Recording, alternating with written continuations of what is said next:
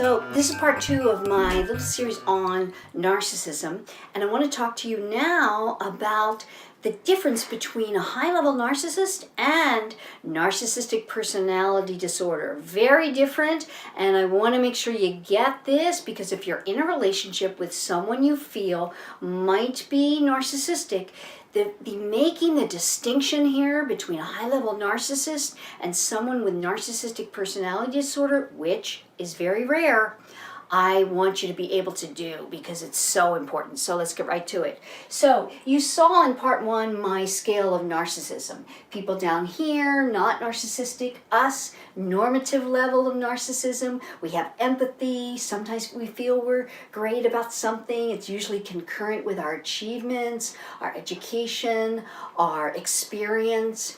We're in the normative range, most of us, of narcissism, and that's a great thing. Here, high-level narcissism. These folks are highly successful. High level of narcissism, high level of success. Interesting, right? But if you think about it, grandiosity and some lack of empathy for others, feeling special, being arrogant, feeling entitled, these are things that if you have these feelings and traits, you're going to be successful in life if it's not taken to a distorted level, okay? So that's where these folks are. There are many people that have a lot of talent as well, and they utilize that talent and become highly successful with it, right? And they will be still have all of those traits that I just spoke about, right? But they will be able to also be in interpersonal relationships and be able to hold those relationships, hold jobs. This is what makes them very successful, okay? Sometimes they have a lot of charm. That's why we have the term beware of charmers, because these folks in here can be highly charming. Okay, so then we go up the scale. Up the scale, we're hitting narcissistic personality disorder. This is taking the traits of high-level narcissism to a degree that is distorted, and this becomes disordered. So while these folks are highly successful, these folks who suffer with a disorder, these folks are not successful.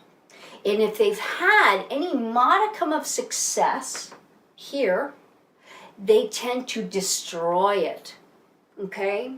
We think right now someone like R. Kelly is, I believe, to be NPD. His affect, when you see him, is that of a very, like a 7-year-old in a big person's body, right? And he had talent, but he got it destroyed. Jail time tends to happen, or being indicted, or because lying comes along with NPD, right? There's not so much lying going on here.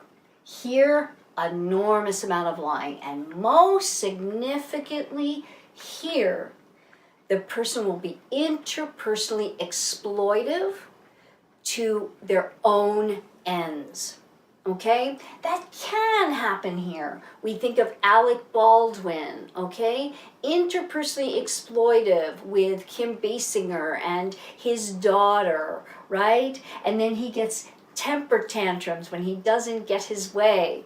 He is a perfect example of somebody being in between here. We don't really know, okay? But the success he's maintained leads me to believe it's a very high level of narcissism and not NPD. Even with a little bit of being arrested and problems with the law, right? So it's a fine line.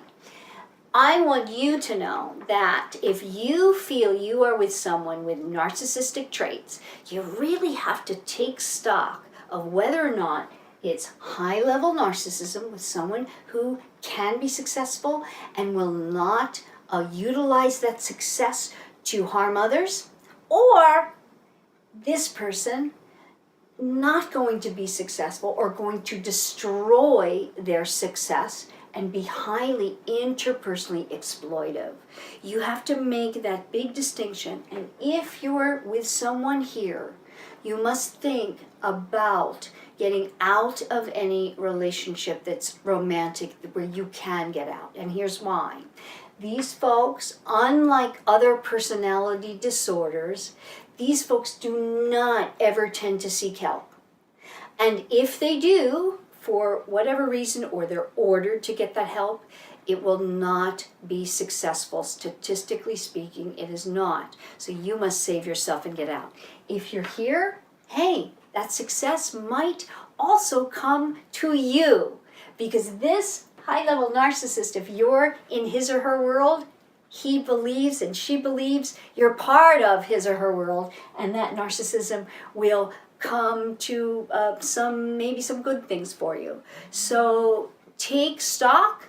Know if you have comments about this, I'd love to hear them, because I've developed this scale for everybody to know about it, and it's a personal interest of mine, so be sure, reach out to me. Questions, comments, love them. And my podcast number 9 episode also deals with this, and someone Katie marrying a narcissist, really interesting to listen to. So hope you do that, and see you next time.